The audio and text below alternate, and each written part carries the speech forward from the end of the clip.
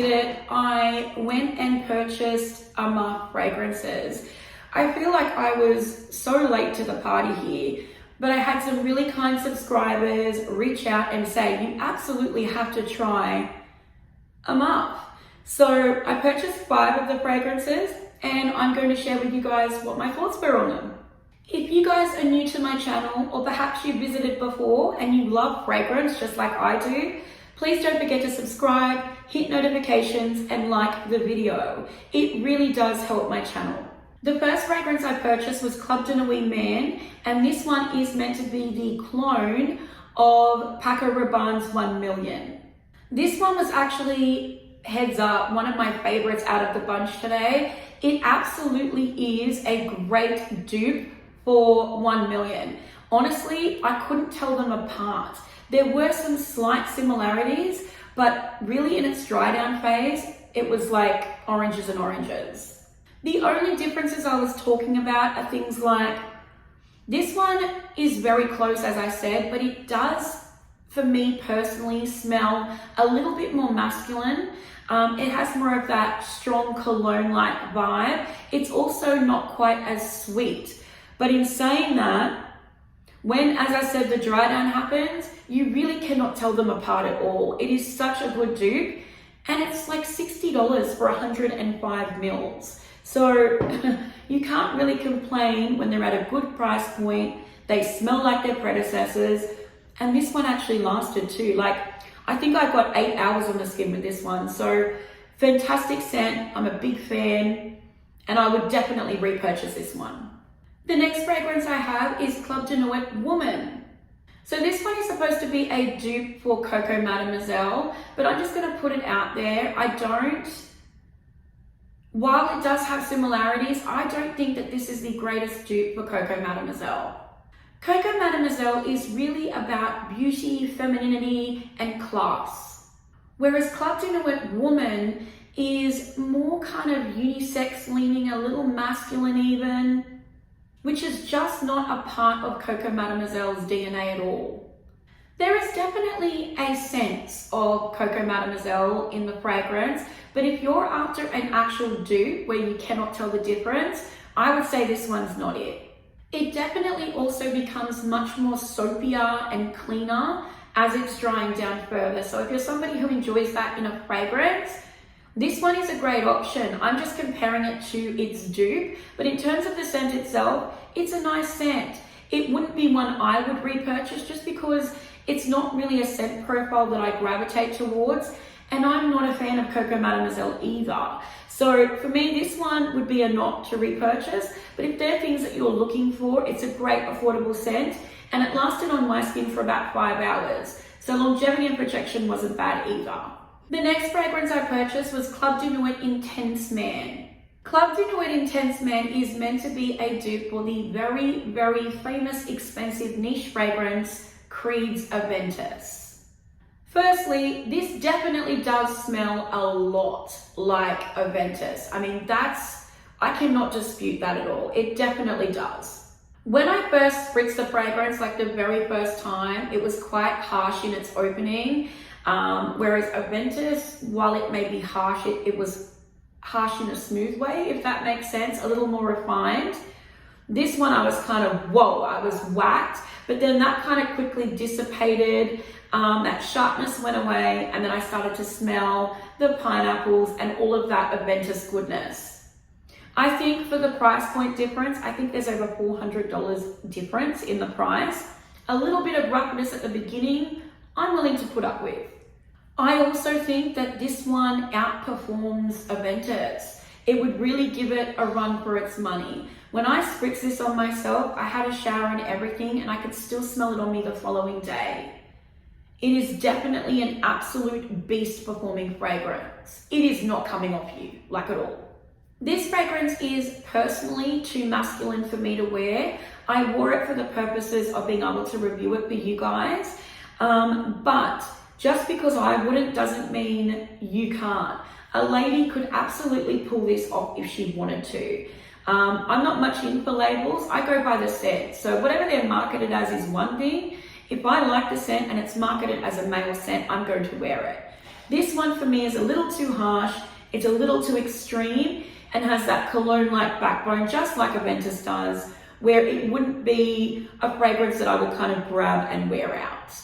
If you are looking for an Aventus dupe though, or clone, definitely grab a bottle of this one. Honestly, I don't think you could go wrong. 60 Australian dollars, over 100 mils of fragrance, and honestly, once the dry down happens, they smell the same. The next fragrance is Club De Nuit Intense Woman. This one is meant to be a dupe for Tom Ford's Noir de Noir. I don't own that fragrance, but I have tried it a few times in the past. Honestly, there's not much to like in this fragrance. It's basically a yummy, chocolatey, incensey rose. Very captivating, and it definitely pulls attention. When I wore this fragrance, I got 10 hours. And when I say 10 hours, I don't mean I had to go looking for it on myself, you know, hours later. I mean, when I sprayed it and I was going about my day and I would move around, it would waft up all of a sudden. And I kept noticing that at the 10-hour mark. So amazing longevity and projection of this one as well. Because this fragrance is so strong, long lasting, and it's got guts, you know, it's not a pretty floral, you know, kind of airy fragrance. It's got some grunt about it. I could see this being worn by a very beautiful, confident, sexy, empowered woman for sure. It's a gorgeous, dark, almost brooding, jammy rose fragrance. When I say brooding, it's like it's begging. I can't explain it other than that. I'm trying to think of how else to say it. Rose traditionally can be a, you know, a floral, pretty, feminine fragrance. In this, the rose is a little naughty, you know. She's not as innocent. Let's just put it that way.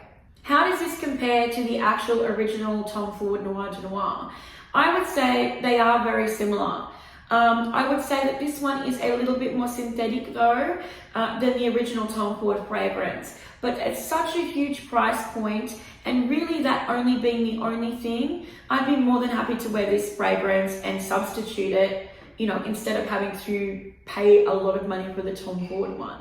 And the final fragrance, guys, is the new Armaf fragrance, the newest to their collection, Untold. This one is meant to be the Baccarat Rouge 540 dupe. I've actually recently done an unboxing, first impression and wear test of this fragrance to see how it really did compare to the real BR540. If you guys want to go and check that out, please do. Okay, so straight up, guys, I'm actually wearing this one today. It's a dupe of Baccarat. I mean, there's no doubt. There are differences. Things like this one to me leans a little bit more masculine than the original Baccarat. This one is also, I think, a great combination that reminds me of the Extrait concentration as well as the original Baccarat Rouge 540. The other thing that I really, it's probably the other thing that I really appreciate about Untold is that it seems to be a copy of the non-reformulated Baccarat. When Baccarat was reformulated, then it seemed like all the clones that were coming out were copying the reformulated one.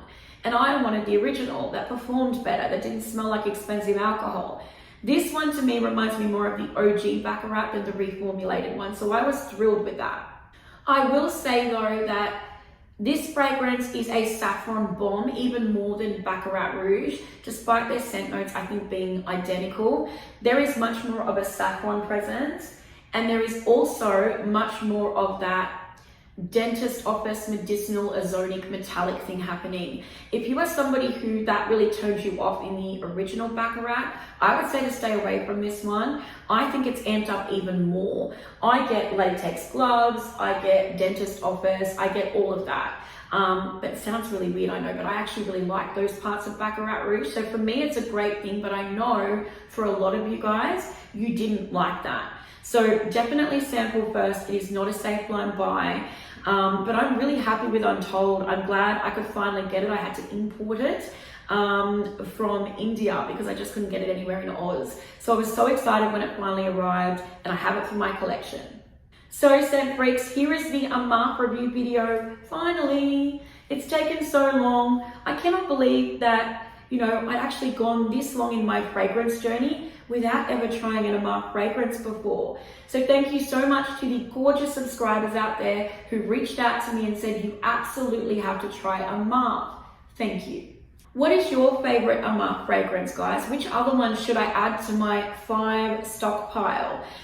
There are a lot out there, so I was a little overwhelmed, to be honest. The only thing I could really do was look at the scent notes and then try and guess which one I may have liked. So if you guys have a recommendation on what you think I would like, please let me know in the comments below and I will get back to you. Also, don't forget to let me know what your favorite Armaf fragrance is and why. I would love to hear your feedback. Thank you so much, scent freaks. I love and appreciate you all, and I hope to see you next time. Take care, guys. Bye-bye.